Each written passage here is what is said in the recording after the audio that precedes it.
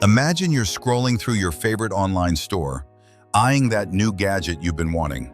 The price tag stings a bit, but then you see the option. Split the cost into 4 easy payments. No interest. It's tempting, right? But what if this simple click is part of a larger financial web that's reshaping how millions borrow and spend? Consider this.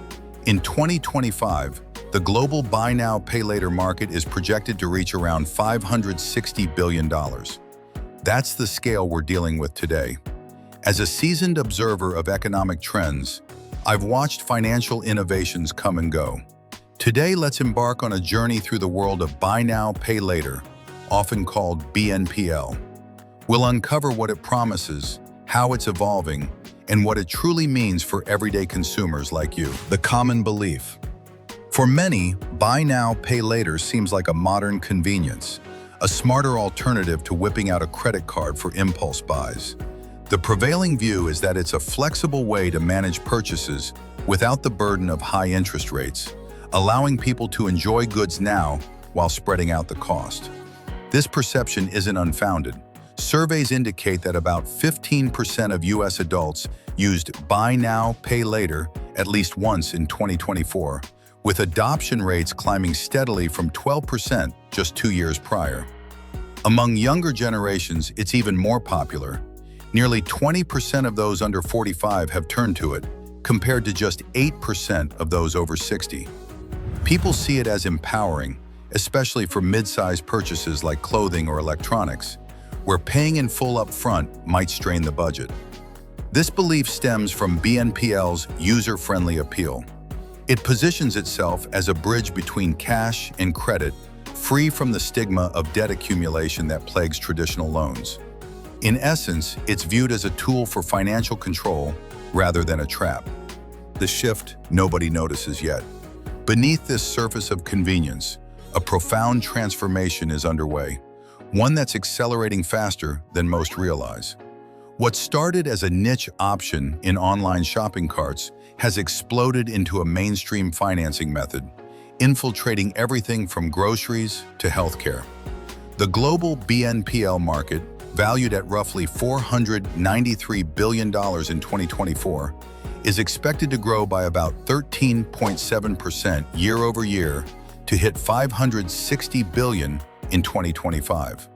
Looking further, projections suggest a compound annual growth rate of around 27% through 2033, potentially pushing the market beyond $80 billion in the US alone by then. User numbers tell a similar story of quiet expansion.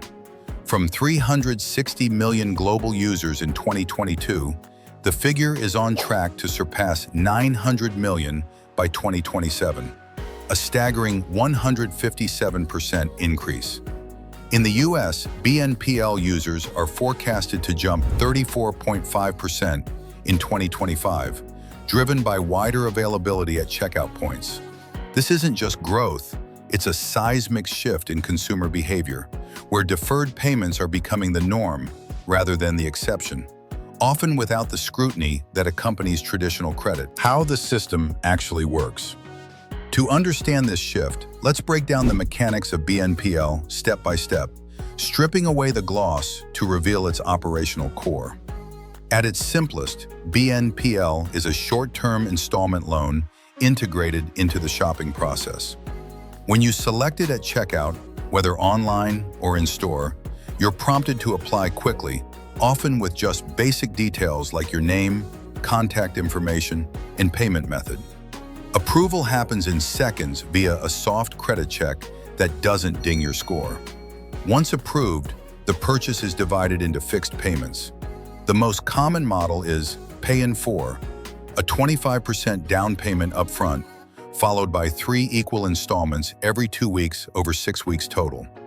For a $400 item, that means $100 now, then 3 $100 payments. If paid on time, there's typically no interest, making it cheaper than many credit cards. The merchant gets the full amount immediately from the BNPL provider, minus a fee of 2 to 8%, which is how the system funds itself. Efficiency is key here. Average loan sizes hover around $135, with approval rates high due to minimal underwriting. However, late payments trigger fees, averaging about $10 per incident in 2023, down from previous years as providers refine their models. Charge-off rates, or uncollectible loans, stood at 1.83% in 2023, lower than credit cards' 10.9%. This scalability has allowed BNPL to handle billions in volume, but it relies on consumers' timely repayments to keep costs low. The real-world consequences. Now, who wins and who loses in this ecosystem?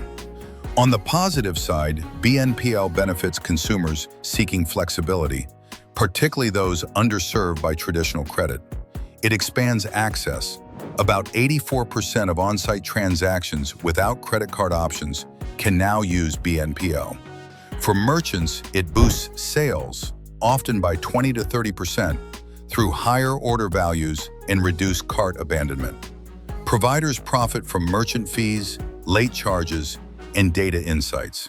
But the downsides are significant, especially for vulnerable users. Risks include overspending, as the interest-free allure can mask true costs. In 2023, 66% of users held multiple simultaneous loans, with 33% borrowing from several lenders. This stacks debt.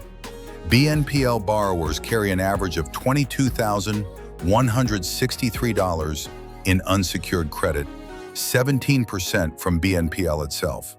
Late payments affect 24% of users, up from 18% the prior year, leading to fees and potential overdrafts averaging $27. Younger borrowers face higher delinquency. 32% of 18 to 29-year-olds have missed payments.